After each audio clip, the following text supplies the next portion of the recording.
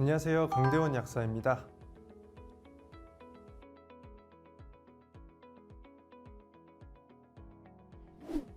이번 시간은 라이프스타일과 건강에 대한 이해의 5번째 시간, 디톡스의 모든 것에 대해서 알아보겠습니다.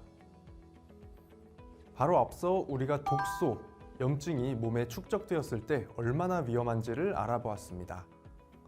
그러면 이러한 독소가 몸에 쌓이지 않게 하는 디톡스 역시 건강을 유지하는 데 매우 중요하겠죠. 디톡스, 지금부터 알아보겠습니다. 디톡스는 독소를 없앤다는 의미인데요. 독소는 인체에 염증을 유발시키고 체지방을 축적시키기 때문에 디톡스는 건강에 매우 중요하다고 할 수 있습니다. 그러나 디톡스는 보완 대체 의학 분야에서 사용하는 개념으로 현대의학에서 공식적으로 인정하지는 않습니다. 현대의학에서의 해독의 개념은 독사나 독이 있는 곤충에 물렸을 때 독극물에 의한 급성 중독 시에 독성을 중화시키거나 없애는 조치로 알코올 혹은 약물에 대한 중독 치료 등을 예로 들 수 있습니다. 현대의학은 서양의학 중심으로 독의 정확한 범주는 생물체가 만들어내는 독성이 강한 물질을 독이라고 정의합니다. 독은 다시 두 가지로 나뉘는데 몸 밖에서 유입되는 독을 엑소톡신이라고 하고 몸 안에서 만들어지는 독을 엔도톡신이라고 합니다. 그리고 대부분의 만성질환의 원인이 되는 물질도 포함하고 있는데요. 여기서 만성질환은 만성적인 염증, 산화 스트레스, 미토콘드리아의 기능 저하로 발생하는 질환을 의미합니다. 그 외에도 산업화, 공업화와 함께 인간이 만들어낸 화학물질과 환경 및 기후변화에 의해서 발생하는 물질 등도 현대의학에서 정의하는 독의 범주에 포함이 됩니다. 만성염증 편에서 살펴본 것처럼 독소에는 다양한 물질이 포함됩니다. 비누, 샴푸, 화장품, 생리대 같은 개인 위생용품도 있고요. 화학비료, 농약, 살충제, 그리고 미세먼지, 공장 매연, 자동차 배기가스 또는 납이나 수은 같은 중금속도 포함이 되고요. 우리가 잘 아는 세균이나 바이러스 등에서 유래되는 미생물의 독 또는 식중독, 그리고 알코올, 담배 독성 물질, 정크푸드, 트랜스지방, 액상과당, 최종 당화 상물 등이 독소의 범주에 포함이 됩니다. 독소는 대부분 지방 친화적인 물질입니다. 인체는 독소가 체내로 침범하면 독소를 중화시키기 위해서 지방 조직에 가둬놓게 됩니다. 마찬가지로 살충제나 항생제 등의 독소들은 동물의 지방 조직에 축적이 되고 분해가 잘 되지 않는 특징이 있습니다. 이로 인해 사람이 육류를 섭취하면 가축에 저장됐던 독소들이 인체로 이전이 되고 더 높은 농도로 축적이 될 가능성이 있습니다. 독성 물질은 만성염증과 산화 스트레스를 유발시켜서 질병의 원인이 될 수 있습니다. 산화 스트레스란 활성산소로 인해서 세포나 조직이 손상을 입는 것을 의미합니다. 또한 독소는 미토콘드리아를 손상시키고 면역 기능을 저하시키고 호르몬 체계를 교란시키기도 합니다. 앞서 말씀드린 바와 같이 독소는 지방 조직에 저장이 되기 때문에 체지방이 많은 상태라면 독소가 체내에 축적되어 있을 가능성이 높습니다. 이런 원리로 체지방을 줄이기 위해서는 독소를 줄여야 한다는 디톡스 다이어트가 등장하게 된 것입니다. 체내 독소는 다양한 건강 문제를 유발시키기 때문에 독성 부하, 신체 부하, 독성 버킷 이론, 독성 유도 내성 상실이라는 이론들도 일반화되고 있는 추세입니다. 체내에 독소가 축적이 되면 신체 리듬이 깨지고 질병이 발생하는 등 몸의 부담이 증가하기 때문에 건강을 위해서 해결해야 되는 문제라는 것이죠. 독소와 다이어트 역시 관계가 있는데요.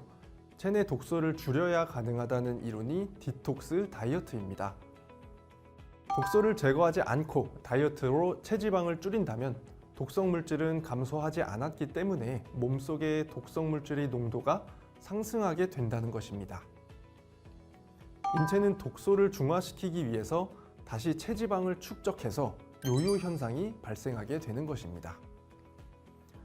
다이어트를 성공하기 위해서는 독소의 제거가 선행이 돼야 되는데, 이렇게 되면 체지방이 감소되더라도 독성 물질의 농도가 낮아져서 인체가 체지방을 축적하지 않는다는 것이죠.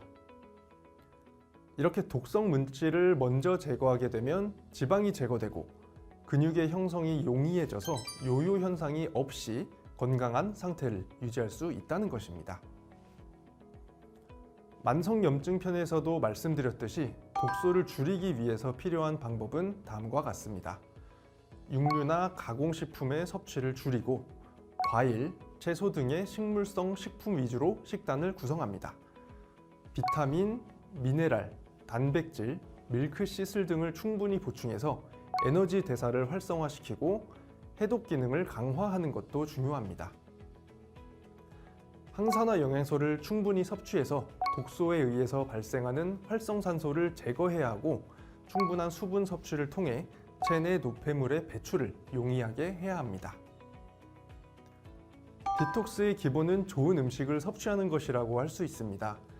생명 활동에 필요한 에너지를 얻고 우리 몸을 구성하는 조직의 원료가 되는 대량 영양소가 탄수화물, 단백질, 지방인데요. 열량을 제공하는 이러한 영양소를 좋은 음식을 통해 섭취하는 것이 중요하다는 것이죠. 탄수화물을 흰 쌀이나 단순당을 통해서 섭취하는 것이 아니라 현미나 통곡물, 식이섬유, 과일과 채소의 섭취를 늘려야 한다는 것입니다. 당지수나 당부하지수가 낮은 식품을 선택하는 것도 방법이 될 수 있습니다. 단맛을 내는 과일에도 당분이 있는데? 라고 생각하실 수 있는데요. 과일은 당분이 있음에도 불구하고 과일의 식이섬유가 당분의 흡수를 늦춰줄 수 있기 때문에 설탕이나 액상과당, 인공감미료보다는 과일의 당분이 그나마 낫다고 할 수 있습니다. 지방도 우리 몸에 꼭 필요한 영양성분이긴 하지만 과잉 섭취나 포화지방산, 트랜스 지방산의 섭취가 건강에 위협이 될 수 있습니다. 좋은 지방으로는 불포화지방산, 특히 오메가3 지방산의 섭취를 증가시키는 게 좋고요. 들깨기름, 포도씨유, 카놀라유, 올리브유와 같이 불포화지방산이 풍부한 식물성 기름을 이용하는 것도 도움이 될 수 있겠습니다. 단백질도 정말 중요하죠. 육류를 통한 단백질 섭취를 줄이고 좋은 단백질을 섭취해야 되는데요. 여기서 좋은 단백질이라는 것은 아미노산가가 100인 단백질이라고 말할 수 있습니다. 아미노산가가 100이라는 의미는 해당 단백질의 가장 적은 필수 아미노산의 양이 기준 단백질 이상으로 함유되어 있다는 뜻으로 건강에 필요한 완전한 단백질이라고 할 수 있습니다.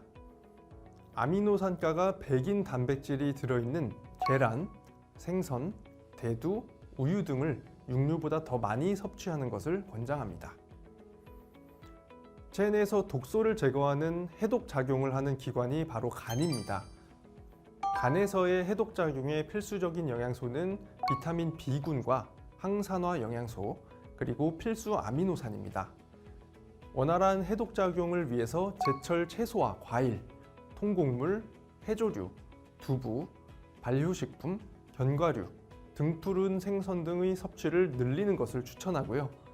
인스턴트 식품, 가공육과 붉은 고기, 동물성 지방, 트랜스 지방, 백미, 백설탕, 밀가루, 각종 화학 첨가물 등의 섭취를 줄이는 것이 좋습니다. 인체는 낮 시간에는 깨어서 활동을 하고 해가 지면 휴식을 취하는 생활에 오랫동안 적응을 해왔기 때문에 호르몬의 분비나 생체 리듬이 그렇게 맞춰져 있습니다. 이렇게 생활을 하면 자연스럽게 하루에 12시간 이상을 음식을 섭취하지 않는 공복 상태를 유지하게 되어 있습니다. 밤 12시간 공복을 유지하는 생활 방식은 해독에도 도움이 됩니다. 공복을 유지하면 체내에 유입되는 독소를 줄일 수가 있고 그동안에도 해독 작용은 계속되기 때문에 효율적인 해독이 가능합니다.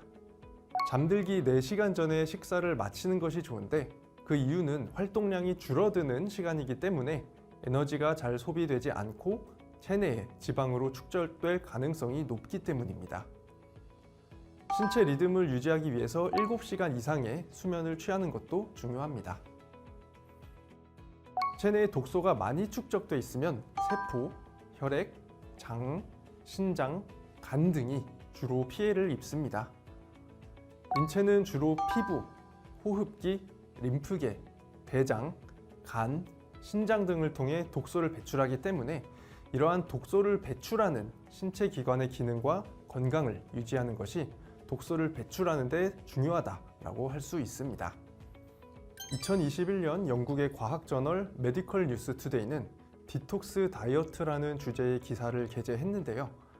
디톡스의 기본은 바로 영양가가 있는 식단을 따르고 오염물질에 대한 노출을 최소한으로 제한하는 것이라고 강조했습니다. 단백질이 부족한 식단은 해독 과정의 중요한 효소 반응을 감소시켜서 원활한 독소 제거에 문제가 될 수 있습니다. 또 식이섬유는 대변을 통한 독소 배출을 개선하는 데 도움이 된다고 강조했습니다.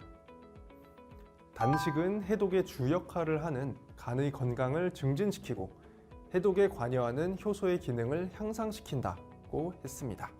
앞서 말씀드렸던 것과 같이 12시간 이상의 공복 상태를 유지하는 것이 간의 해독과 관련이 있다고 할 수 있습니다. 일상생활에서 어떻게 디톡스를 실천할 수 있을까요? 나쁜 음식을 피하고 좋은 음식을 선택하는 것부터 시작해야겠죠. 다음으로 나쁜 환경에서의 노출을 최소화해야 됩니다. 오염 물질에 대한 노출을 최소화한다는 의미인데요. 미세먼지, 환경오염, 황사, 환경 호르몬 등을 피하고 금연, 절주, 검증된 개인 위생용품의 사용을 권장합니다.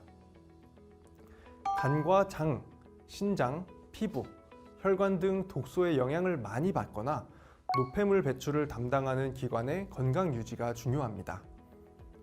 이러한 기관의 건강에 도움이 되는 영양소를 정리하면 비타민, 미네랄, 항산화 영양소, 밀크시슬, 단백질 등이 있습니다. 하루 12시간 공복을 유지하는 생활 습관이 필요하고요. 노폐물 배출에 도움이 되고 신진대사를 활성화시키는 물을 충분히 보충하는 것도 중요합니다.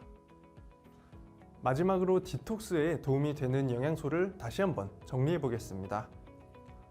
항산화 영양소에는 비타민 C, 비타민 E, 베타카로틴, 셀레늄, 코엔자임 Q10, 그리고 간에서 가장 강력한 항산화 작용을 하는 영양소로 알려진 실리마린을 충분히 보충하시는 것이 도움이 될 수 있습니다. 간 해독에 도움이 되는 영양소 3가지 기억나시나요?